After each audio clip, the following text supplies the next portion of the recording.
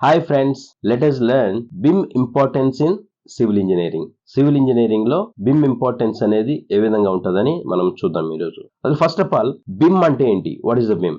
బిమ్ stands for building information modelling. BIM stands for Building Information Modeling, an advanced process that assists the AEC industry.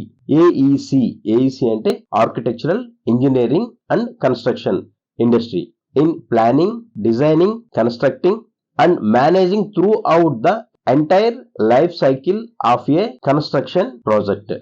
Life cycle అంటే ఏంటి? Construction AEC industry life cycle అంటే ఏంటి?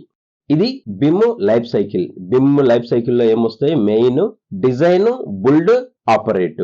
Design లో ఏమొస్తాయి? Conceptional design అంటే initial గా అసలు base అనేది ఏంటేంటి కావాలి, ఏంటేంటి రిక్వైర్మెంట్, అలా ఎన్ని బెడ్రూమ్స్ అనుకుంటున్నారు, ఎన్ని హాల్స్ అనుకుంటున్నారు, ఈవెన్ ప్రాజెక్ట్ ఏమన్నప్పుడు మెట్రో స్టేషన్స్ అంటే ఎన్ని మెట్రో స్టేషన్స్ అనుకుంటున్నారు, ఎయిర్పోర్ట్ అనుకుంటే అలా ఎన్ని టెర్మినల్స్ అనుకుంటున్నారు అనేది మెయిన్ బేస్ మాట. అసలు కాన్సెప్షనల్ అనేది అది.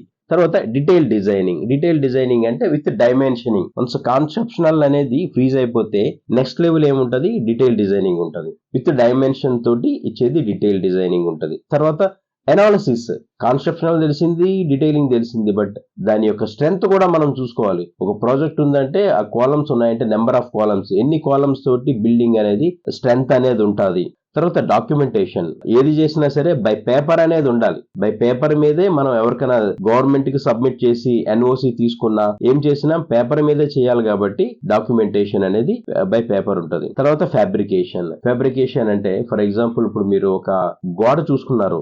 జనరల్ గా వాల్ అనేది కింద నుంచి పై వరకు ఒకే ప్యాటర్న్ లో మనం కట్టుకెళ్ళిపోం. ఎవ్రీ 3 feet కి ఒక బెడ్ వస్తుంది, ఒక కాంక్రీట్ బెడ్ వస్తుంది. ఇట్లాంటి డీటెయిలింగ్ మొత్తం అంతా ఫ్యాబ్రికేషన్ లో మనకి తెలుస్తాయి. తర్వాత construction 4D by 5D. 4D అంటే సిమ్యులేషన్, 5D అంటే ఎస్టిమేషన్. తర్వాత కన్స్ట్రక్షన్ లాజిస్టిక్స్. తర్వాత వన్స్ మొత్తం అంతా డిజైన్ పార్ట్ అంతా కంప్లీట్ అయిపోయిన తర్వాత ప్రొక్యూర్మెంట్, కన్స్ట్రక్షన్ నడుస్తూ ఉంటది. Next operation and maintenance. Once construction అయిపోయిన తర్వాత దాని ఆపరేషన్ మెయింటెనెన్స్ అనేది నడుస్తుంది. ఈవెన్ ఒక మీరు ఎలక్ట్రికల్ మోటార్ కొనుక్కున్నా సరే ఆఫ్టర్ 6 months 7 months కంటిన్యూ వాడిన తర్వాత ఒక మెయింటెనెన్స్ అనేది చేయాలి. ఆయిలింగ్ అని సంథింగ్ అయినా చేస్తే అది లాంగ్ లైఫ్ వస్తుంది. ఆపరేషన్ అండ్ మెయింటెనెన్స్ అనేది ఎవ్రీ ఫీల్డ్ లోని చేయాల్సిందే. తర్వాత రెనోవేషన్ అంటే ఎనీ చేంజెస్, ఎనీ మోడిఫికేషన్స్, తర్వాత ఎనీ డిమాలిషన్స్, ఇట్లాంటివన్నీ ఏమన్నా ఉంటే దాంట్లో మొత్తం అంతా రెనోవేషన్ లోనే వస్తుంది. ఓకే, సో లైఫ్ సైకిల్ అనేది మీకు అర్థమైంది కదా. To be continue, the process starts with the creation of an intelligent 3D model.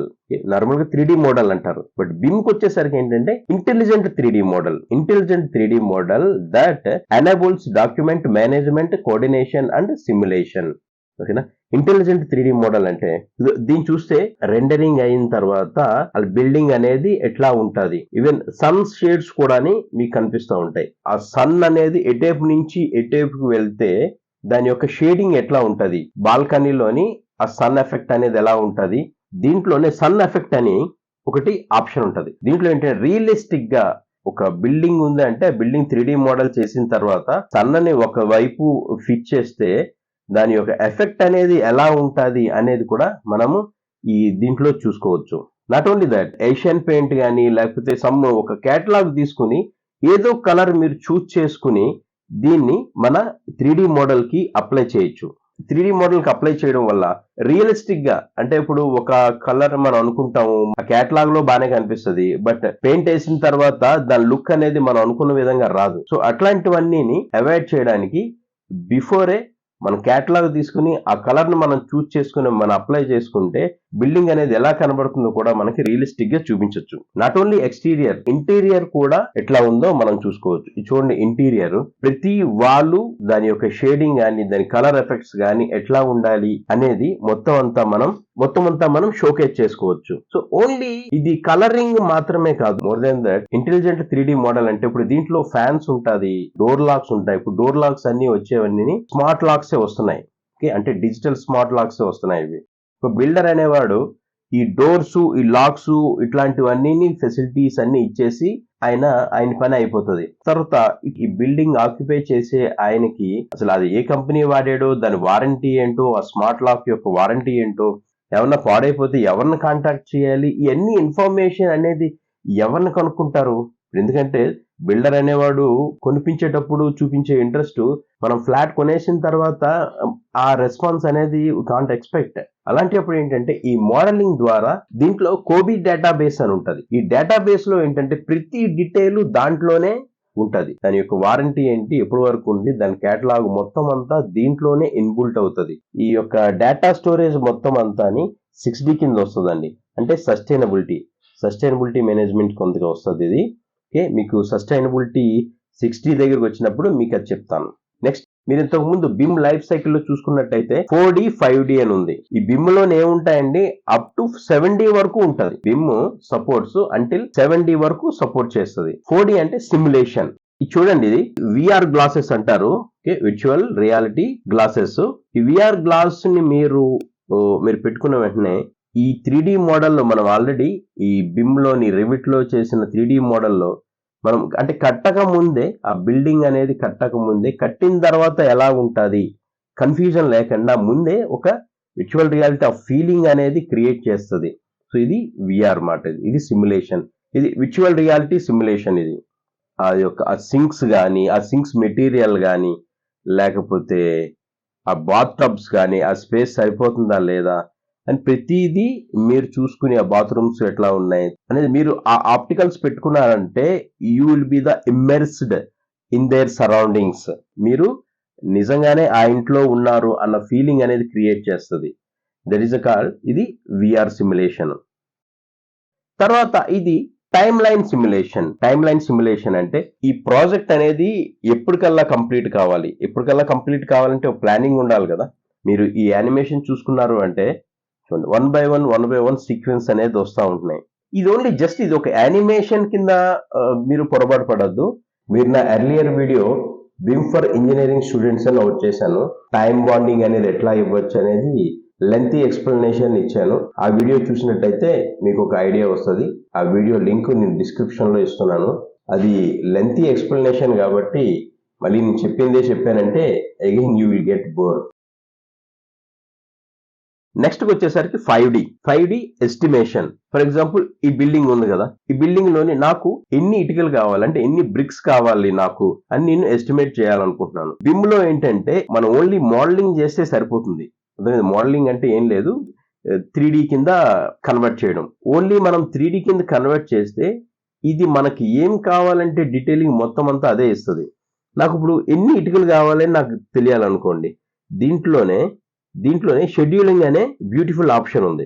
Once మీరు షెడ్యూల్లోని బ్రిక్స్ అని మీరు పిక్ చేసుకుంటే, బ్రిక్స్ అంటే దానికి ఒక ఫార్ములాస్ కానీ మీరు అప్లై చేసి ఇచ్చినట్టయితే మీకు షెడ్యూల్లోనే ఇచ్చేస్తుంది. అది మీకు ఈ బిల్డింగ్ కి ఎన్ని ఇటుకలు కావాలి, ఇది చూడండి, నెంబర్ ఆఫ్ బ్రిక్స్ అనే ప్రతి గోడకి దీంట్లో ఎన్ని గోడలు ఉన్నాయో, ఎన్ని వాల్స్ ఉన్నాయో ప్రతి వాల్ కి కాల్కులేట్ చేసేస్తుంది.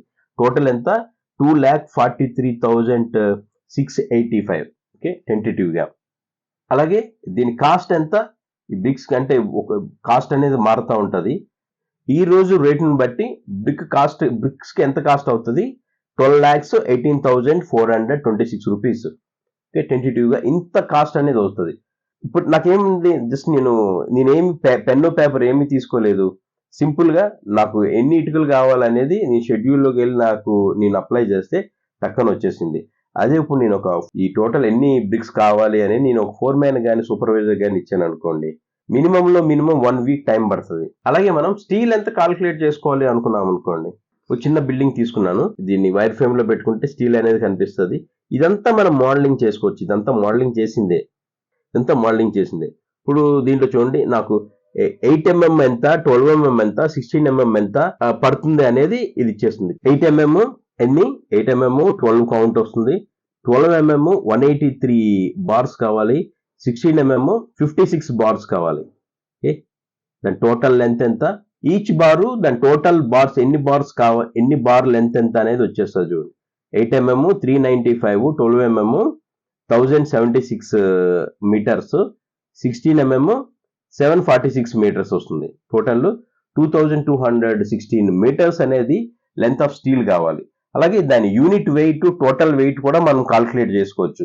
వన్స్ మనకి దాని బార్ యొక్క లెంత్ అనేది మనకు తెలిసింది అంటే ఒక మీటర్ కి ఎన్ని కేజీలు పడుతుంది అనేది మీ నెట్ లో అన్నా ఉంటది, లేకపోతే మీ బుక్స్ లో కూడా ఉంటది. దాని ద్వారా మనకి టోటల్ వాల్యూ అనేది కూడా మనకు వచ్చేస్తుంది. సో ఈ విధంగా జస్ట్ నేను ఒక బ్రిక్ గానీ ఒక స్టీల్ గానీ మీకు చూపించాను. ఇలాగే మనము ఎంత కంకర్ కావాలి, ఎన్ని సిమెంట్ బ్యాగ్స్ కావాలి, ఎంత ఇసుక కావాలి, మొత్తం అంతా మనం కాల్కులేట్ చేసేయచ్చు. తర్వాత 6D అంటే సస్టైనబిలిటీ. ఇప్పుడు మెట్రోస్ ఇట్లాంటి పెద్ద పెద్ద ప్రాజెక్ట్స్ ఉన్నాయి. చాలా number of items, number of equipments చాలా ఉంటాయి. ప్రతి దాన్ని ట్రాక్ చేయడం కష్టం అవుతుంది కాబట్టి ఈ బిమ్ లోనే ప్రతి ఒక్క ఎక్విప్మెంట్, ఫర్ ఎగ్జాంపుల్ ఒక ట్రాన్స్ఫార్మర్ ఉంది, దాని యొక్క వారంటీ పీరియడ్ ఎప్పటికైపోతుంది, దాని మెయింటెనెన్స్ ఎప్పుడు చేయాలి, ఇట్లాంటివన్నీ ఈ 6D లోనే ఉంటాయి, సస్టైనబిలిటీలోనే ఉంటది. సో మీకు ఇందాక చెప్పాను, ఒక హౌస్ అనేది ఎట్లా సస్టైనబిలిటీ అనేది ఇస్తాం, ఒక డోర్ లాక్, స్మార్ట్ లాక్ కి ఎట్లాగా మనం డీటెయిల్ ఎట్లా మనం 3D మోడల్లో ప్యాక్ చేసుకుంటాం. దీంట్లో రివిట్ లోనే కోబీ అనే ప్లగ్ఇన్ ద్వారానే ఈ డేటా మొత్తం స్టోరేజ్ అయి ఉంటది. దీంట్లో ఏమవుతుందంటే ఇది శాప్ అనే సాఫ్ట్వేర్ కి ఇంటర్లింక్ అవ్వడం వల్ల ఏంటంటే జనరల్ మేనేజర్ నుంచి ఆ పర్టికులర్ టెక్నీషియన్ వరకు అందరికీ ఎస్ఎంఎస్లు వెళ్ళిపోతాయి. సో దాని ద్వారా ఏంటంటే ప్రతి ఒక్కళ్ళు అలర్ట్ అవుతారు. నెక్స్ట్ 7D అంటే ఫెసిలిటీ మేనేజ్మెంట్. ఈ మున్సిపల్ వీధి లైట్లు ఉన్నాయి కదండి, ఈ నైట్ 8 o'clock అయ్యేసరికి వెలగడం గానీ, మార్నింగ్ 6 కి ఆఫ్ అవడం గానీ, ఇట్లాంటివన్నీ ఫెసిలిటీ మేనేజ్మెంట్ లోకే వస్తుంది. ఇంత పెద్ద ఐటీ కారిడార్ లో ఈ లైట్లు గానీ ఆన్ ఆఫ్ అనేది మాన్యువల్ గా ఆపరేట్ చేయడం అనేది కొంచెం complicated. At the same time man power అనేది ఎక్కువ కావాలి. ఓన్లీ లైటింగే కాదు, ఈవెన్ బాత్రూమ్స్, ఇప్పుడు ఎట్లా ఈ ఫెసిలిటీ మేనేజ్మెంట్ బాత్రూమ్ క్లీనింగ్ కూడా ఈ ఎఫ్ఎం అనేది వాడుతున్నారు. హౌస్ కీపింగ్ పర్సన్ ఎవరైతే ఉన్నారో ఆయన మొబైల్ తోటి 12 o'clock వెళ్ళి క్లీన్ చేయాలి అంటే స్కాన్ చేస్తేనే ఆయన యొక్క అటెండెన్స్ అనేది పడుతుంది. ఈవినింగ్ 4 o'clock క్లీన్ చేయాలి అంటే మళ్ళీ ఆ పర్సన్ అనేది అక్కడ క్యూఆర్ కోడ్ లోనే స్కాన్ చేసుకుంటే అప్పుడు స్కాన్ చేసుకోవాలి. స్కాన్ చేసుకోవడంతో పాటు ఫోటో కూడా అడుగుతా ఉంటారు. దాని ద్వారా ఏంటంటే ఎక్కడ ఎవరు స్కిప్ చేయడానికి ఏమి ఉండదు. It leads to bathrooms will be hygiene. So మీకు అర్థమైంది అనుకుంటాను బిమ్ అంటే ఏంటి, బిమ్ కి సివిల్ డిసిప్లిన్ లో ఎట్లా ఇంపార్టెన్స్ అనేది ఉంది, మీకు అర్థమైంది అనుకుంటాను. ఈ బిమ్ కోర్సెస్ అనేది అతి తక్కువ ఖర్చుతోటి త్రూ యాప్ ద్వారా మీరు నేర్చుకోవచ్చు. ఆ లింక్స్ బాటమ్ డిస్క్రిప్షన్ లో ఇచ్చాను, మీ మొబైల్లో ఇన్స్టాల్ చేసుకోవచ్చు. ఇంకా దీని మీద ఏమన్నా మీకు డౌట్స్ గానీ ఏమన్నా ఉంటే కామెంట్ సెక్షన్ లో మీరు కామెంట్ చేయొచ్చు, లేకపోతే దీంట్లోని యాప్ లోని చాట్ బాక్స్ ద్వారా మమ్మల్ని కాంటాక్ట్ చేయొచ్చు.